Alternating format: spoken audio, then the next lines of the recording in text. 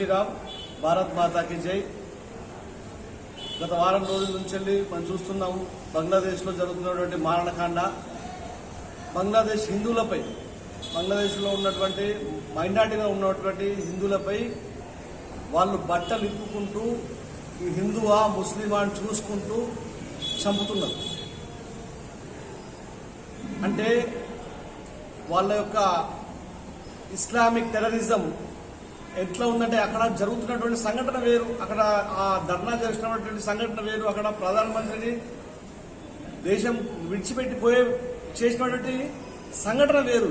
ఏదైతే వాళ్ళు కేవలము రిజర్వేషన్స్ అనే ఒక దాని మీద చేసినటువంటి నిరసన ఈరోజు అక్కడ ఉన్నటువంటి మైనార్టీగా ఉన్నటువంటి హిందువులను చంపని స్థాయికి పోయింది. అంటే ఎక్కడైతే హిందువులు తక్కువ ఉంటారో అక్కడ ఈ మారణకాండ జరుగుతుంటది. హిందువులను ఆదుకునే వాళ్ళు ఎవరు లేరు. కాబట్టి అక్కడ ఉన్నటువంటి హిందూస్ జనాభా ఎప్పుడైతే చంపుతున్నారో వాళ్ళందరికీ కూడా మనము మనోధైర్యం నింపేలా అక్కడ ఉన్న హిందువులను మన ప్రభుత్వం, మన భారతీయ ప్రభుత్వం కూడా వాళ్ళందరి మీద దృష్టి పెట్టి వాళ్ళందరినీ కూడా ఆదుకోవాలని చెప్పి కోరుకుంటూ ఇక్కడ ఉన్నటువంటి జగిత్యాల్లో ఉన్నటువంటి హిందువులందరం కూడా వాళ్ళకి సానుభూతి తెలుపుతూ వాళ్ళందరూ కూడా బాగుండాలని కోరుకుంటూ మనం వాళ్ళ సానుభూతి తెలుపుతూ మంగళవారం రోజు 13వ తారీఖున మనందరం కూడా సెల్ఫ్గా మనమే స్వచ్ఛందంగా బంద్ ప్రకటించుకోవాలి. ఎందుకంటే మన హిందువులము రేపటి రోజు పక్కోడికి ఏం జరుగుతుంది అంటే వాడికి ఏం జరిగినా పర్లేదు, నాకేం కావద్దు అనుకుంటే ఇట్లా మనం కూడా ఉండము.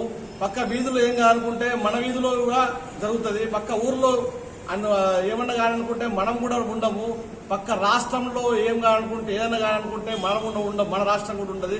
పక్క దేశంలో కూడా ఏమన్నా కావాలంటే మన దేశంలో ఉన్నటువంటి హిందువుల పరిస్థితి కూడా అదే పరిస్థితి వస్తుంది. కాబట్టి మనందరం కూడా ఆలోచించి హిందూ ఐక్యత అంటే నిరూపించే విధంగా, హిందువులందరూ సంఘటితంగా ఉన్నామని చెప్పేసి నిరూపించే విధంగా భారతదేశంలో ఇటువంటి జరగవు అనే విషయం చూపెట్టడానికన్నా మనందరికి కూడా ఇవన్నీ కూడా నిదర్శనంగా చూపెట్టాలని చెప్పేసి మనందరం కూడా సంఘటితంగా ఉన్నామని చూపెట్టడానికి రేపు బంద్ సంపూర్ణంగా మనందరం స్వచ్ఛందంగా చేయాలని చెప్పి కోరుకుంటున్నాను.